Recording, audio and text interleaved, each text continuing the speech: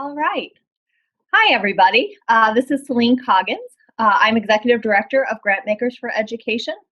I hope some of you are joining us today fresh off of our conference of last week. We are still feeling the high and really excited to get right back to work on some new stuff, including our webinar today. So today I am pretty thrilled to have a couple of guests. We've got Josh Starr. He's the CEO of Phi Delta Kappa International. And we've also got Ambika Kapur from the Carnegie Corporation of New York.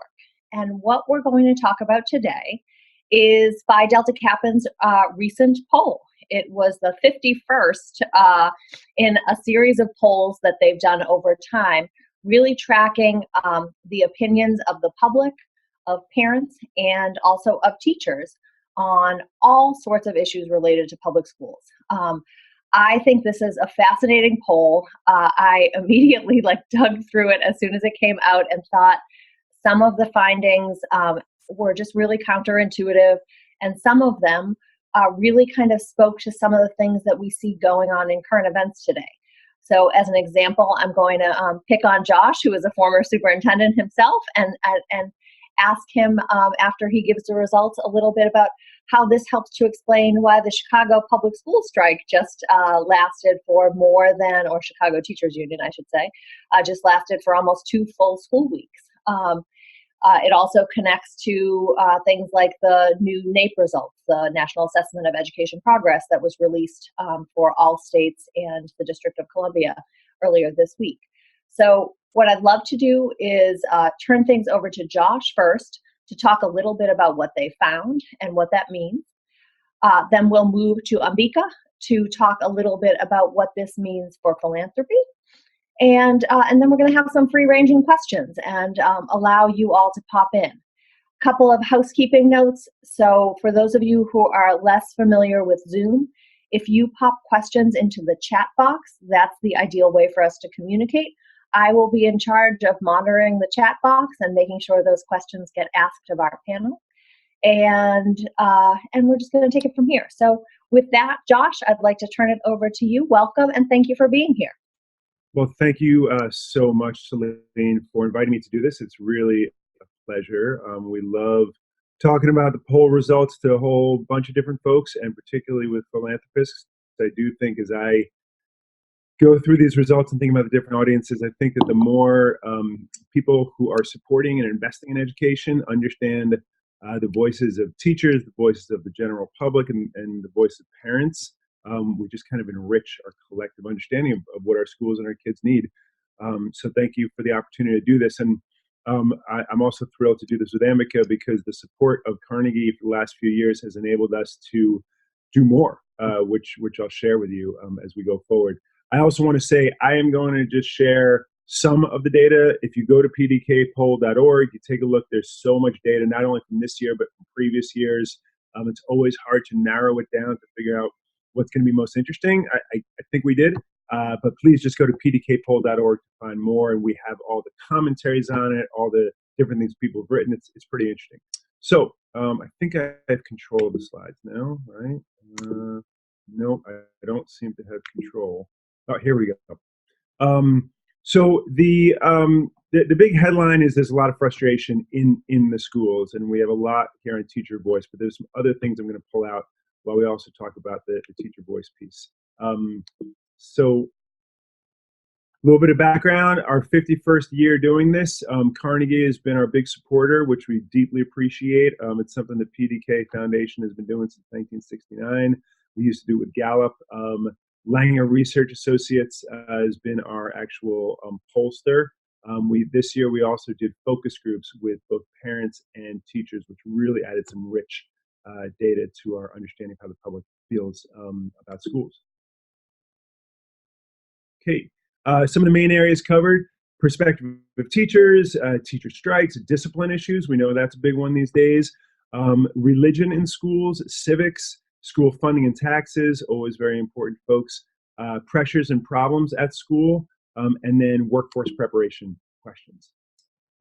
So one of the big areas we asked about was, do teachers feel valued by their communities, right? We always hear about teachers don't get any respect. So we wanted to ask about that. So part of what we found, this is just one of the quotes from the focus groups, and this is a pretty typical one. I love my job, but I tell my children not to be teachers. We hear that all the time, and it's frankly somewhat depressing. I think part of that is the financial issue. We see a lot of that. Just the money just isn't there, and people are concerned about that. And part of what we see when we think about how people feel about teachers is we ask about strikes this year. And what's interesting here is the red line is public school teachers. The blue line is K-12 parents. There's more support for strikes amongst parents than there is for teachers, which I find is fascinating. And certainly there's a lot of support for things like higher funding for programs and more pay, but there's also support for having more say in school standards, testing, curriculum, and in the teaching conditions. And if you see, if you've been tracking what's going on in Chicago and what went on in Arizona last year in West Virginia, a lot of that was about conditions. It wasn't just about pay. So pay is very important, but I think what we're seeing from a lot of people is we know that schools have to do more for kids, and teachers should be supported and schools should be supported in doing so. When we ask people if they feel fairly paid, you can see the difference between 4 geographic regions, and anybody who knows, where the unions are and where the money is. Certainly, the Northeast does better than other places. But 39% of teachers don't feel fairly paid, or I'm saying feel fairly paid, and you can see the breakdown there between teaching for 10 years or less or more than 20 years. This is a significant issue that we have to confront. And I know the presidential candidates are talking about it. I don't know exactly what mechanism they're going to use, but certainly this is a major issue we have. We know that funding for teacher salaries has not kept pace with the economy and with the need. So that's a major issue that sort of everyone understands. When we ask teachers why they may leave the profession, and 50% of teachers have considered leaving the profession, inadequate pay and benefits looms the largest, with stress, pressure, and burnout being right under that, as you can see. And frankly, we don't know exactly what stress, pressure, and burnout means, but we do know that working conditions are important in schools. There's the old line that I share with principals and superintendents all the time: teachers don't leave the profession, they leave principals, right? If they're not feeling that they're supported, and everybody knows, they're not going to make a lot of money in teaching, but if they're not feeling supported, that really increases the chances that they might leave. And there are some things we can do, I think, to actually, I know there are things we can do to help teachers feel more supported, help them reduce stress, regardless of whether we can just increase their pay by 10, 15, 20%. So another quote, I've taught school now for 37 years, and I find working with youth to be the most rewarding and delightful career there could be. It's a calling, and I wouldn't have been happy doing any other career. And I wanted to put that in there because we know that a lot of teachers love their work. When I look at the kids, the high school kids and the college kids in our Educators Rising program, they are inspired to do the work. They love it. So while there's a narrative around, oh my gosh, it's so hard, the pay's terrible, a lot of people love doing it. And a lot of people find that they can exercise leadership in some schools. They have pathways beyond just being a teacher for 20, 30 years, that there are multiple opportunities. So it's not all bad. I want to be clear. Assessing school quality, I think, is something really important, and particularly given the orientation we've had for almost 20 years, from the federal government, from philanthropy, to look at how we assess school quality, increase accountability, et cetera. So we want to ask some questions about that. So put a couple of data points in here. One, we know there's been a lot of investment in state report cards, and this idea that the more transparent we are, people will actually understand that they should exercise their choice in schools, or they'll push for increased investments or increased accountability. So amongst all adults, only 39% of people know that there's a report card. Now that makes sense, right? Who's paying attention? About half of the parents know that there is a report card. Teachers, of course, know that. you know, 2/3 of parents actually have said they read the report card. 3/4 of teachers have said they do. So, the report cards do get some traction. I don't know that they are the as revelatory as perhaps people want them to be, but they do get some traction out there. We don't know. And then I think we did ask about what people view them. When we ask people though, what's the best way to measure school performance, you can see that improvement over time continues to be the most desired way to measure school performance. And the percentage of students who pass the state test is not seen as that valuable. And what I find so interesting about this, when I worked for the Joel Klein administration starting in 2003, and I was the director of school performance and accountability for a year. We designed the value add measures and all that before it kind of really went big. There was a lot of promise back then in growth measures and models. There's tons of money put into it. And frankly, it was, I don't know if the juice has been worth the squeeze. Let me put it that way. I think some real missteps have been made in how we calculate progress and improvement over time, despite the incredible investment. And while people are not associating value add models necessarily with improvement's just a kind of a general concept. I wish that we had better models, frankly, for doing it, because that's what people want to see. How do you make progress over time? Even if you look at just a brief digression, there's a lot of pushback right now in New York City on the 76 schools that are in need of improvement. They're getting investment. They're using the MAP, which is a really good test. You can measure progress over time. There's a lot of pushback from folks out there because they see it as another standardized test, not as a way to actually measure over time. So part of the challenge is communicating these things to folks so that they understand what it means. But parents look at report card grades. That's what they see as quality. And they're not looking at perhaps some of the measures that were in the NCLB era. It'll be interesting to see how all the ESSA-related measures come out. But parents are trusting what's going on in the schools more than kind of the big picture data. We asked about, one quote on this, kind of a typical quote. This mom in Pennsylvania says she doesn't really pay much attention to the report cards. She doesn't support standardized testing, and she doesn't believe scores truly reflect how well a school is doing.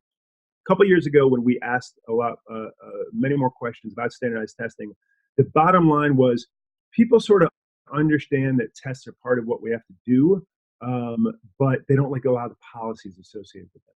But they get testing. Standardized testing is just a part of life. They don't really support the policies.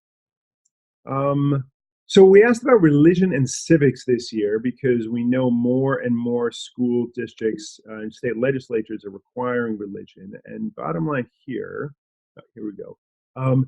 There is some support for, there's a little support, I should say, amongst parents for having Bible studies be required. There's more interest in some comparative religion being required. And people see this as an elective. They actually want to see kids engaged in things like, understanding different religions. And we asked a question about whether folks would be concerned if their own religious beliefs would be compromised if they were taught in schools. There's a very small percentage of families felt this way, except for evangelical Christians felt that they might be compromised. But people were not concerned that if we teach, about Islam, then all of a sudden, schools will be a hotbed of Sharia law, right? It's not that we asked about Sharia law, but you get my point. There's people I think really get it that yes, schools should be grappling with this. They also want to see, they don't want sole concentration on Bible, but they like the idea of comparative religions, right? We saw similar kinds of data when it comes to civics. And there's been more and more attention paid to this, perhaps because of all that is going on in Washington these days, despite the Nats win, of course, I had to throw that in. But the people really want to see civics being required, particularly teachers.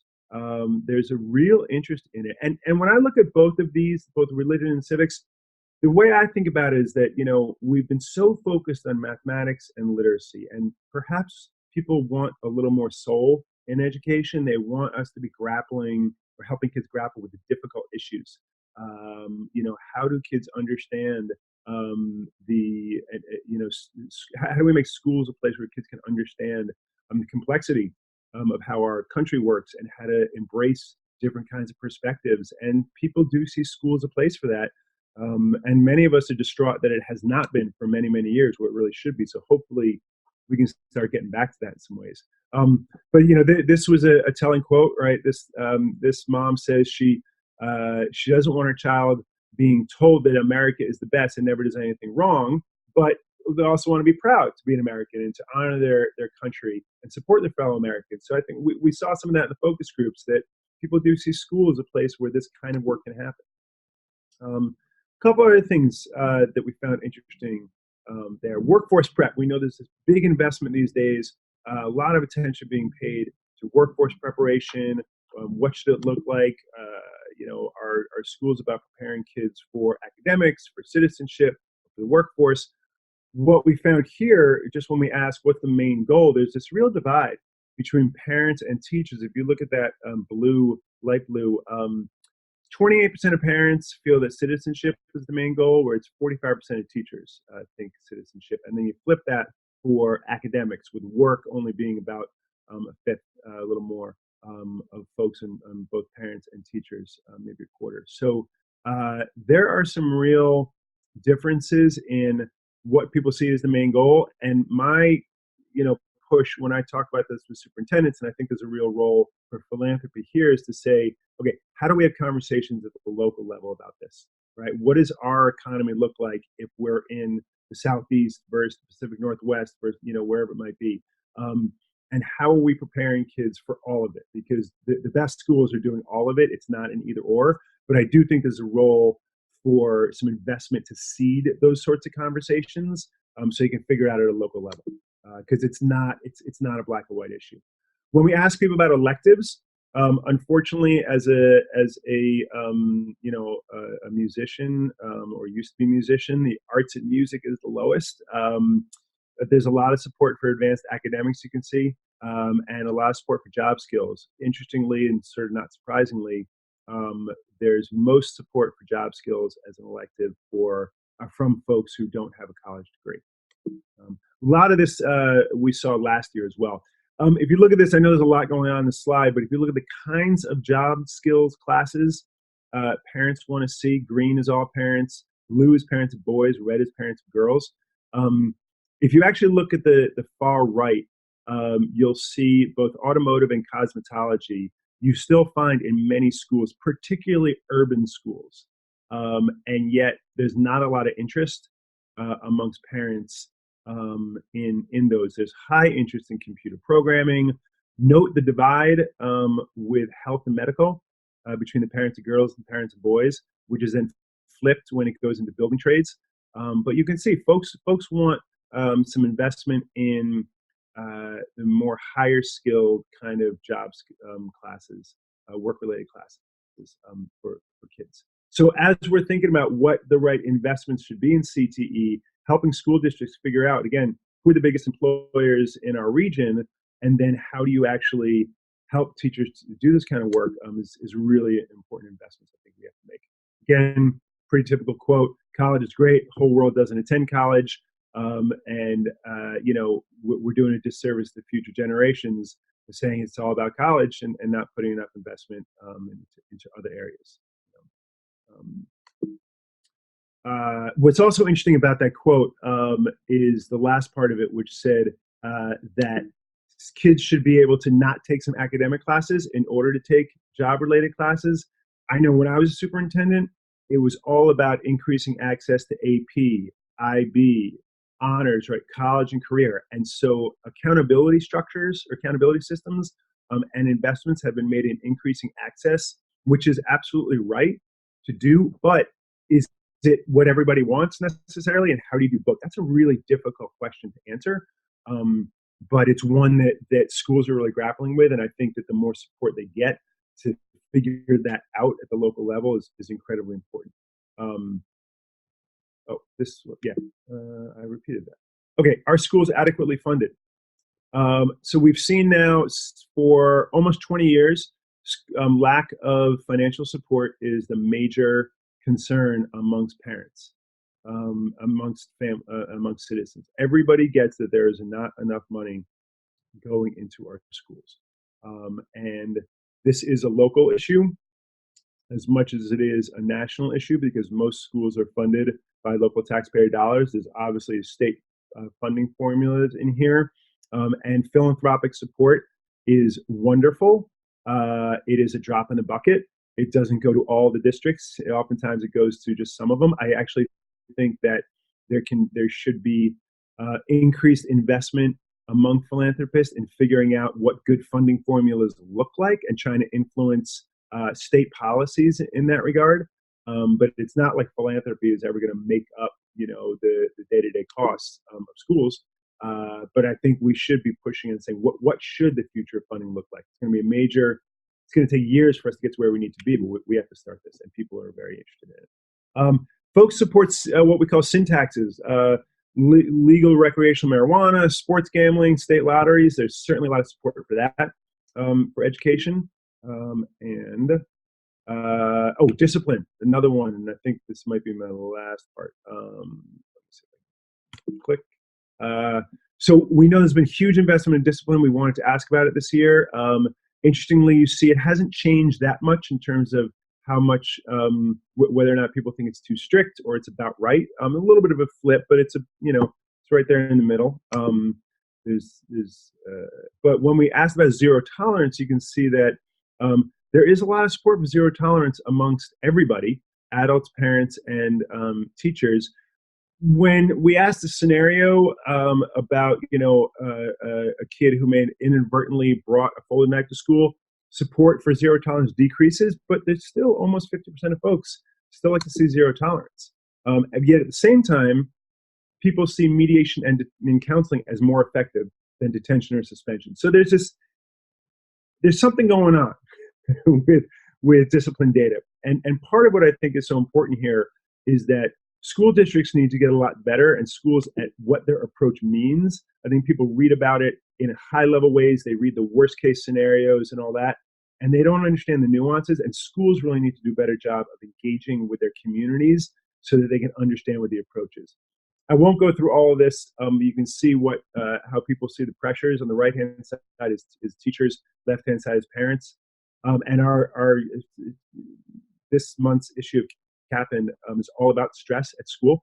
And there's a lot of stress, right? Whether it's pressure to fit in and conform, pressure to get good test scores, there's a lot of pressure out there.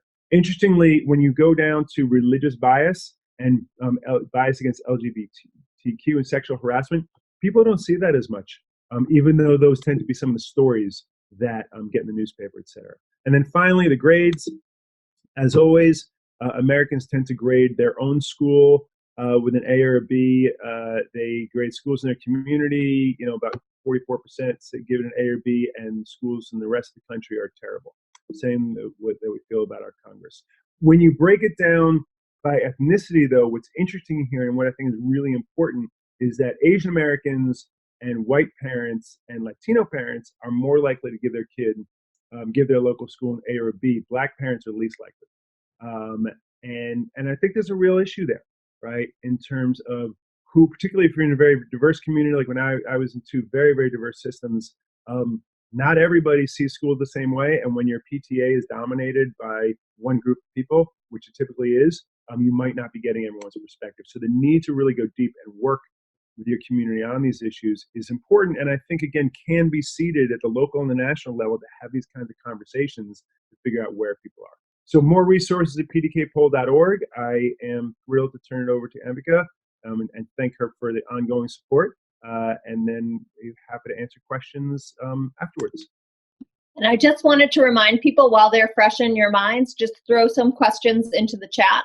We won't get to them immediately, but before we move on, be thinking and throwing some in there. Great. Hello, everyone. I'm Ambika Kapur, Program Officer in the Education Program at Carnegie Corporation. Thank you, Celine, for asking me to share Carnegie's perspective and why we believe PDK Poll is an important strategy to build public understanding and demand for change. And thanks, Josh, for sharing some of your findings with the funder community. We've learned a lot, and I hope others would find what you shared valuable too. So I'm going to see if I can actually move to the next slide. Sorry, this is a little, okay, there. So this is part of we funded this through our public understanding portfolio. So why public understanding? At Carnegie Corporation, this is new work for us. We recently created a new portfolio called Public Understanding. It is within the education program. We believe that we must engage a variety of stakeholders, so parents, students, teachers, community leaders, and policymakers to build demand for a more equitable education system and prepare students for college, careers, and democratic participation. And to do this, we have come up with a few sort of key areas of support that we feel are important, and that's what we are sort of investing in. So the areas are: we must engage key stakeholders to develop a shared understanding of what adults need, both teachers and parents need to believe and be capable of supporting student-centered learning. We must ensure that all stakeholders have access to the information they need to interpret and weigh in on school policies. We must listen to families, educators, and other stakeholders. And that's why we believe the PDK poll is important, because we must listen to families. We must also invest in building trust, buy-in, and a true partnership if we want all students to excel academically. I am going to change slides. I'm having issues with this. Sorry about that. So where are we now? We know research has clearly shown us that when parents are engaged or seen as partners in their children's education, they succeed.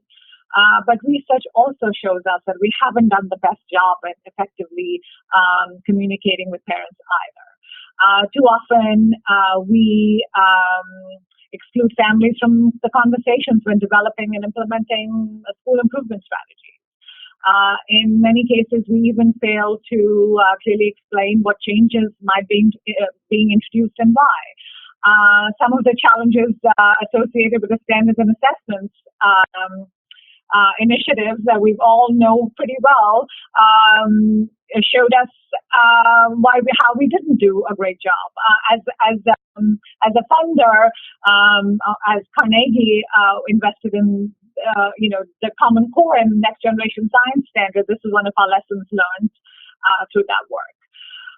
But we believe that breaking this pattern or the cycle will hopefully spark a national movement around school improvement.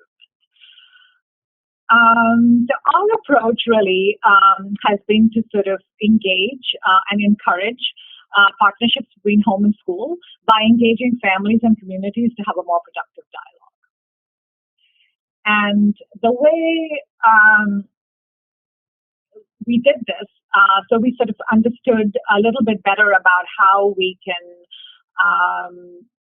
what the investments in this landscape look like, because this was new work for us. We commissioned a landscape analysis of funder activity in this area.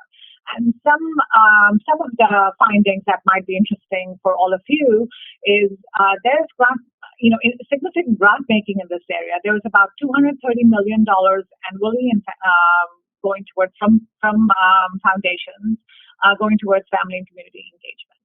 But most of this funding goes toward empowering parents to advocate for systems level change.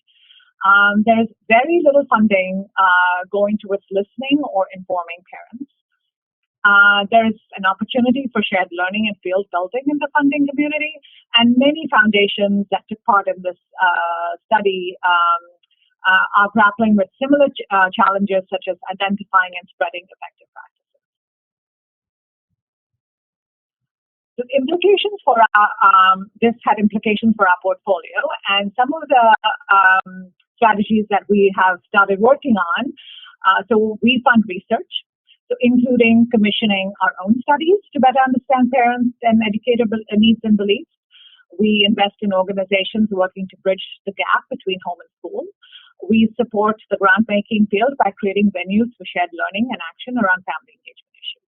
And another reason, this is why we funded the PDK Poll, to listen to parents and teachers, to hear their perspectives and beliefs, so we could keep that in mind when thinking about our investment strategies at the foundation, but also share those with the funder and education community so they could all hear from families and teachers as well.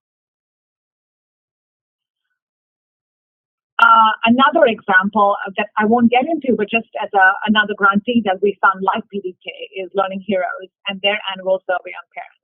Just as another way of listening to stakeholders as an important strategy for us.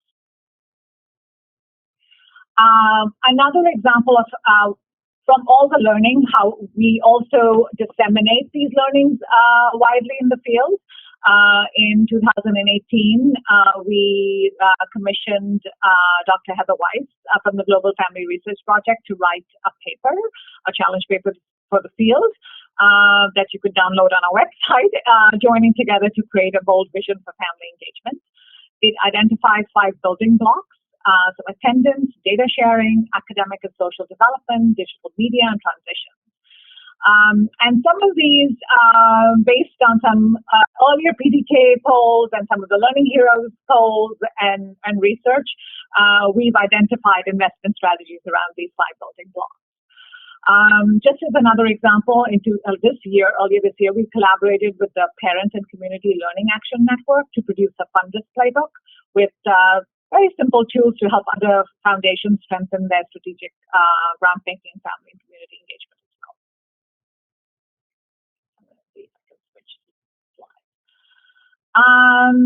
Looking ahead, with our journey so far, because this is new work for us, what we're learning, here are some questions that we are exploring.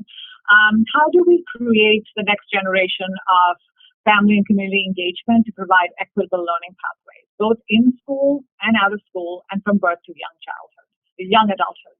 What will it take to meet this challenge? And what is necessary to support this vision for family and community engagement across local, state, and national policy agendas? And how do we come together to do this work? I think that's the most important question, because we can't actually do this on our own. So I'd love to explore some of these questions with all of you, reflect on some of the data, but more than anything, I'm happy to answer any questions you might have, but I look forward to our discussion. This is great. There is so much here. So I will start with the one question that's been asked in the chat box, and here are some instructions for those of you who need it to get into the chat box. You can just throw it out there to all panelists and attendees. We do have a question to start off for Josh around how discipline data breaks down by race and socioeconomic demographics. Yeah, so it's a great question, and there are definitely differences. If you go to pdkpoll.org and you click on the results, you can see all of the data behind it. Bottom line is that Black parents are much less likely to trust the discipline decisions at kids' schools than white parents. And so, yeah, I mean, that's one of the most stark ones that I recall. But if you go to pdkpoll.org, you will see those differences, and there are some significant ones in there. And again, this is where, and I think this, just to build on what Ambika said, like, I always tell people there's, something sort of unsatisfying about our poll, because we ask at a very high level, and given the support that we've had from Carnegie, we've been able to now break it down, because if we have a larger sample, we can break it down with different demographic groups. But this is where there has to be these conversations at the local level, so folks really understand how decisions get made. Because if they don't, what happens is, particularly discipline, it becomes subject to rumor, listservs, the newspaper, like these things, just drive the conversation. And if folks don't have a relationship with the people at the school, they oftentimes are less likely to trust some of the decisions that are made, or or believe some of the rumors. And we can only ask us at a high level. At the ground level is where people really need to get into it, so they can understand, again, how discipline decisions are being made, or anything like that. Two things. So one thing I'll say is I just saw a piece of research by Francis P Ervin coming out of Stanford today that talks about the correlation between schools with high levels of discipline problems and schools that are low performing. And so just kind of making that link that if you are dysfunctional on your discipline practices, you're probably going to be dysfunctional in terms of student outcomes. So interesting piece of research there to follow up on. But on this topic, Josh, back to you. Do you have anything more that breaks your data down by rural versus urban or by state? Some of this is really interesting, sitting in a coastal city, to look at kind of that very significant appetite for religion in schools and that type of thing. So there were pieces to me that were surprising and that made me recognize kind of where I sit. And that might account for some difference. Yeah, we definitely have those breakdowns, again, all on the website. What we tend to do is we only highlight them where they are interesting or different, right? So if people tend to answer it in the same way, we don't report it out that way because it's just repetitive. But if we do see interesting regional differences, gender differences, socioeconomic status, race, whatever it may be, that's when we tend to highlight it and break it out. You can also get all of what we call the top line data, which is all the back end stuff. But I know I keep telling people to go to pdkpoll.org, but that's where you will find all of that. And if anybody ever has any questions about it, just please email me or ask me, and we can, if it's not readily apparent on there, we will get it for you. And again, this is where it is important to realize, not everybody sees things the same way. And having that conversation at the ground level is what's so important, so that folks understand why decisions are being made and how things work at the local level. Great. All right, I'm going to throw one more to you, Josh, and then move over to Ambika. So racism seems dubiously absent from this presentation. Can you talk a little bit about why you chose to do that? Why we chose to, I want to make sure I understand the question, not discuss racism in our poll? Is that That's my understanding of the question. So we there's a couple different ways we do this. First of all, because we've been able to increase the sample size, we are able to get different demographic representation in it, so you can see how Latinx parents might feel about something, Black parents, white parents, Asian, etc. So that's one way to see it. Which isn't asking about racism itself. We also ask some open-ended questions, and so then if people want to, say that race is a factor, they can submit it there. We have not. I'd have to go back and look in our archives to see why when or if we've explicitly asked about racism being an issue. Part of it is. And this is a little unsatisfying, but it can be very hard to craft the right kinds of questions. What the pollsters will tell you is people are pretty much going to respond in what they call the socially acceptable way, right?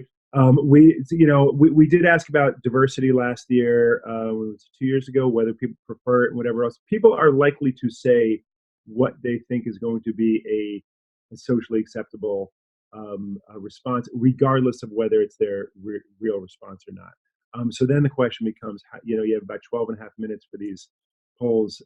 How much real estate do you want to spend on, or time do you want to spend on things where you're going to get an answer that you may know, it may not be the best way of getting the answer. So it is something that we are looking hard at for next year because we know how important it is. But one of the ways we try to address it is by at least having a sample so that you can see how parents of different backgrounds and people of different backgrounds might view the issues. And I'm always looking for new ways of doing it. So if someone has a good suggestion about how to, what kinds of questions to ask, we always like suggestions. That's great. Okay, so I'm going to turn it over to Ambika. Public engagement has always been a challenge in public education reform or improvement efforts. what makes the current generation of families and general public more likely to be involved or engaged moving forward? That's a great question because has always been a challenge, and it still is. But I think that we do,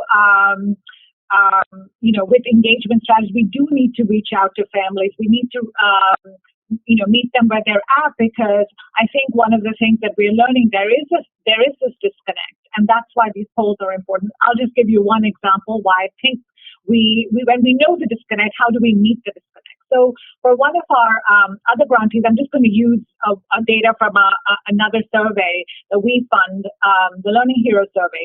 90% of parents think that their children are performing at grade level, but actually only 1/3 of teachers know that to be true. So there is a disconnect right there.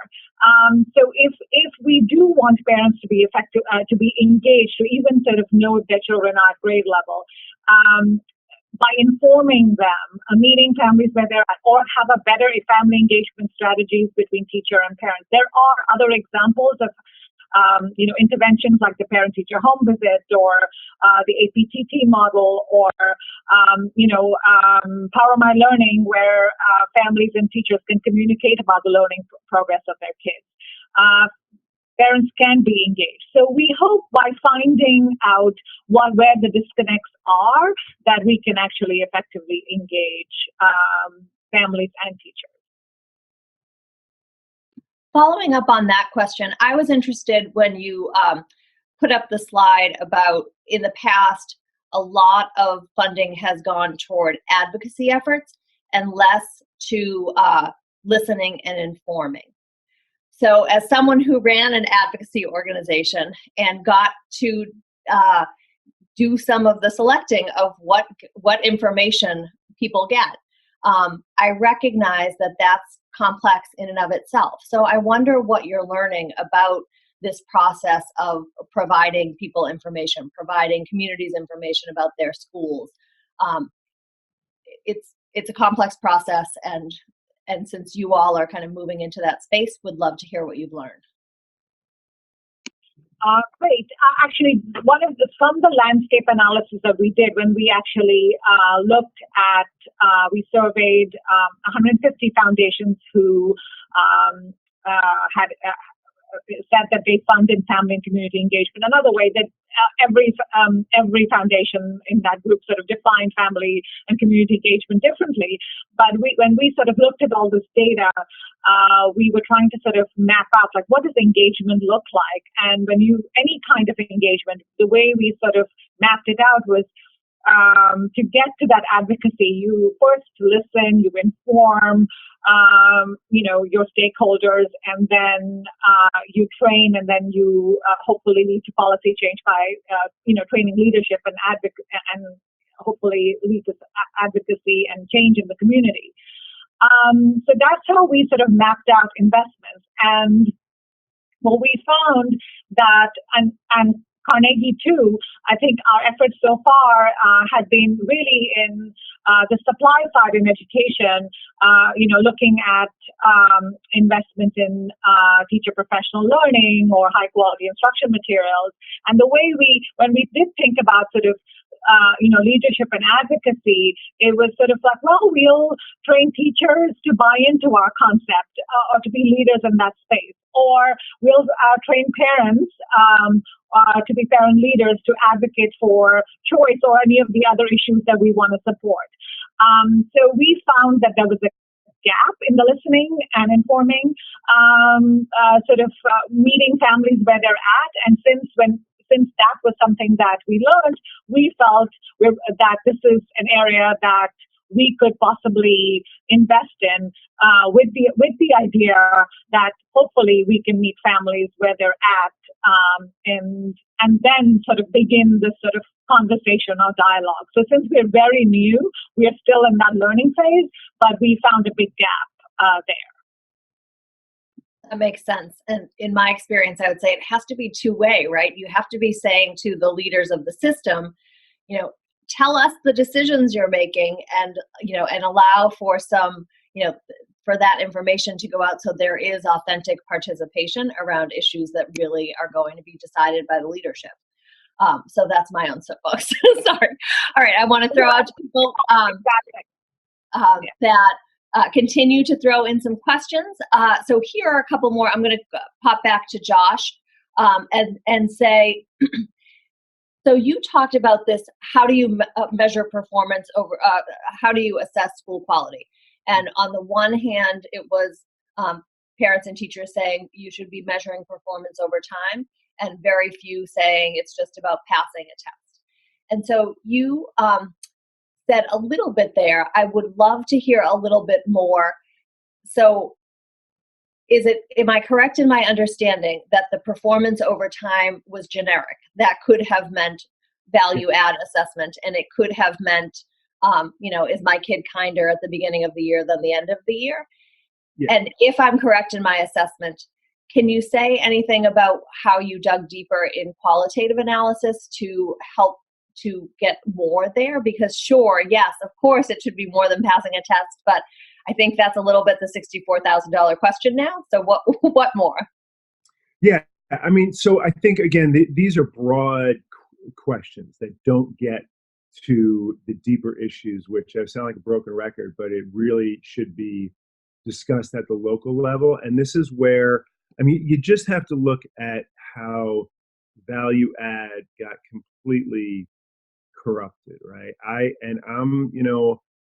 think those people who know me know that I'm no fan of standardized testing in lots of ways, but value add methodology could have been the greatest lever for equity we've seen in this country if it was done right. If we had a national test, there's a whole ways of doing it that could be incredibly powerful, but it got killed by the marketplace and policymakers who just didn't understand what they were looking at. They did not understand the data, and they still don't. But there's this intuitive sense that people have, yet, is my kid getting better over time? And that can be measured in lots of different ways. It could be over a course of a year. It could be multiple years. I always tell people that don't worry so much about 6th grade and 7th grade scores. Worry about 8th grade, right? Is your kid ready for high school? Don't worry so much about freshman year. Although there's a lot, actually, you should worry about freshman year, but sophomore year, don't worry so much about. Like senior, it's hard to tell people not to worry about high school. But you get my point. Like there's certain milestones in a kid's life that are really important, but the absolute scores every year are not necessarily the indicator of how well a child is doing. So the challenge is, how do you then have standard measures that will and good methodologies for actually truly measuring growth? It's harder to do than people think it is. What's the right unit of change you're looking at? Also, we tend to do it at a student level. A lot of accountability policies have been at the teacher level. The noise in that data is huge. Whereas if you do it at a school level, or even a grade level, you can make some much better comparisons to say, wait a second, this school and school A and school B are similar in terms of demographics, et cetera. This one made a lot of progress. This one didn't. What's going on at that school? So I think there's this again, just this kind of intuitive sense that progress over time makes sense. And because we also saw last year in our data, the American public completely understands that there are different expectations and different resources and different opportunities for kids based on demographics. They completely understand that. You just look at our data from last year. So then they understand, okay, since there are different starting points for kids, we should judge progress. That's a perfectly legitimate accountability measure. Then the science has to catch up with that, right? Again, unfortunately, the zest and zeal for just putting these things into place in school systems before they were ready has done a lot to move the cause back. Hopefully now we'll be able to do some resetting. And the good schools, schools that have a good handle on this, understand how to help their communities recognize the progress that's being made, but it is a challenge out there. So you kind of teed this one up. Can you give some examples about how this survey gets used at the local level? How someone, maybe someone who is here who, is a leader in a particular city could say to a superintendent, hey, I just learned about this survey, really interesting. Some of it lines up with what I think is happening in our city. Some of it's not. Could you give a little example about how it gets used? Sure. Well, yeah, absolutely. So we've seen some evidence when we piloted with the support of Carnegie a couple years ago, state polls, and in one, the state superintendent for instruction heavily quoted from it in his presentation to the state legislature to argue for more funding and all that. So that was awesome, right? To have someone actually use it for advocacy. We know that people pick and choose. And if they're lobbying, whether teachers associations, superintendent associations, school board groups, they may use it to lobby for those purposes. We've been producing toolkits over the last few years that break down the data into some infographics and kind of make it a little more accessible. So with the idea being that at the local level, leaders should be using it to seed conversation. Say, hey, here's what it looks like nationally. We know people have even asked us, can we replicate? I said, sure, it's open, right? It's they can replicate these and do their own surveys at a local level. So people use it in a variety of ways.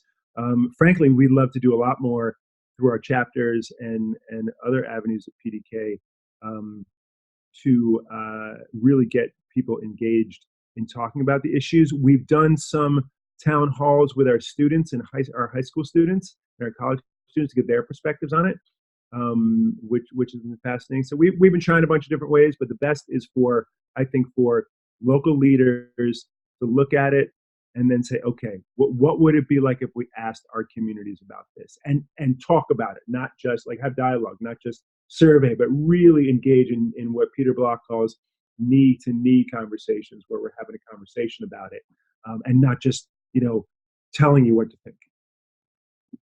Super helpful. Ambika, I'm going to ask you a similar question. So do you have some examples or do you have some thoughts on how funders can kind of use their muscle and their standing to help make sure that data like these get used, get talked about, and that kind of thing? What is actually, a great example is even this webinar, I think. I think that the fact that we can sort of, share this data with the funding community is a start. But more importantly, what Josh referred to, and I think that's what one of the things that a part of the grant that we had with PDK or even some of the other research, it's funding the survey data, funding the research, but sort of disseminating that, having those local conversations at the school level. This is, between families and the community and the school. So bridging that gap or the dialogue of finding the connections between home and school at the local level, having as many conversations, whether it's town halls or within, PTA communities and chapters at the school district level, to sort of discuss the issues, how parents feel, how educators feel, and how we can sort of think about investments in the funder community that keep that in mind. That these are our stakeholders. This is the current context, and how do we reach, when we talk about student success, how do we sort of see the community and schools as partners? So at the local level, encouraging as many conversations and dialogue. That's great. I do see a great suggestion for kind of adding a question that looks like the questions of religious studies on a course in racism, race, ethnic studies, which does actually seem to potentially get at your kind of positive, people being over positive in polling. I like that idea. That's great. I do too. Okay, last call for any questions. All right, I am going to then get the last question, and this is for both of you. So we saw this trend for most of the 2000s, that the biggest issue in schools biggest concern is about adequate school funding. Where do we go from there? I mean, can it be the case that the public and parents and teachers presumably continue to identify that schools are inadequately funded and that's the biggest struggle? And that we continue to have teacher strikes and things like that kind of bring into relief what happens when schools are inadequately funded. Where do we go from here on this? Do you think that there is opportunity to make hay out of that? To is it a state level issue? Is it obviously it's a state, local, and federal? But where are the opportunities to push right now? And where are the kind of cross-state opportunities for this issue to gain traction? You want to go first, Ambika? Just why don't you go first? When you have more data than I do. Well, I just threw a simple one at you guys. So I'll speak about this from the data, and then also from my former role as well. So the American public gets it without a doubt. Not only do they say school funding is most important, they want more funding going to teachers, more funding going to classrooms. We've asked in different years about things like student support services, mental health, physical health, etc. Overwhelming support for those amongst conservatives, amongst liberals, amongst Republicans, Democrats. And when we asked, I think it was 2 years ago, would you support more tax dollars? And I was very explicit in saying public tax dollars going for these kinds of services. People said yes. So one thing I think we need to do is be more transparent and clear about what the money would go for. And there's a need to do a lot more storytelling and analysis of how dollars are currently being spent. Because at the local level, what I always experience as a superintendent is the local funding authorities saying, oh, well, you're wasting all this money on X, Y, or Z. And in fact, they don't understand how incredibly efficient and effective most school districts are. Of course, makes it into the newspaper that, some money was misspent on something. They are so efficient and effective in so many ways that I think that story needs to be told. I do think that we need to really wrap our heads around and build some coalitions around this idea of, okay, what would different funding systems look like? Can we sustain the current property tax, based model we have? What would a new model look like? ERS, of course, does some great work around there. There's some groups, but I'd like to see a larger coalition coming together that helps the public understand how schools are currently funded and what all the implications are, and then helps find a pathway forward. I think that's something that could be really, really useful for folks, because what we've seen, at least I've seen, in the history of American public education, things only change when funding only changes when there are lawsuits, and you want to sort of avoid that. But that's when funding formulas change. So I think we need to start. We need to get some really, really smart people around the table to figure out what the strategy should be going forward to get out of the current path we're on, which just isn't a sustainable one, frankly. Yeah, I think that's right. And Ambika, I'll narrow the question a little for you. Since I came into the GFE network a little more than a year ago, I've wondered about this question of school funding. If you look, many states still are not back to their pre-recession spending levels, and thought about, is there a role, are there conversations happening in the funding community to try to put some weight behind this as an issue? And so interested to hear if there's anything you all are doing around the topic of school funding vis-a-vis your public understanding work, or if this is something that you hear being talked about in the funding world. Yes, I think that's why I said I was like, Josh Starr there with the data. I think the way we've been, there. I think it's about the transparency around data. I don't think the public, or whether even even teachers and the community don't actually know how school funding is allocated. This is a local issue, and even at the local level, the idea is that when you have more, the reason we don't have all the supports that we might need, or our school is this way compared to another school, is we just need more funding. But how is that funding allocated? We have grantees who are, through the public understanding portfolio, working at the local level, that are, telling stories. Media grantees, and they tell us no one is covering, local school board meetings anymore. No one is covering local issues. So that transparency is missing, and I think that in the funding community, we hope that that's an issue that is raised. In terms of actual funding, increasing funding, I think it's hard. We could never, even the whole philanthropic community, I don't think we could increase the day-to-day funding of all schools, but we can raise, sort of the transparency of how funding is allocated and fund innovations within schools that can hopefully go to scale that would impact student learning. And I think that's the role philanthropy can play, and that's the conversation we've been having. Helpful. Well, this is great. We kept you over time, and I want to ask a follow-up question of Ambika, but I am going to wait. And we will. We have another webinar coming up very soon. It's on establishing evidence to support practitioners' strategy and outcomes. So along the same lines on this case making, kind of storytelling.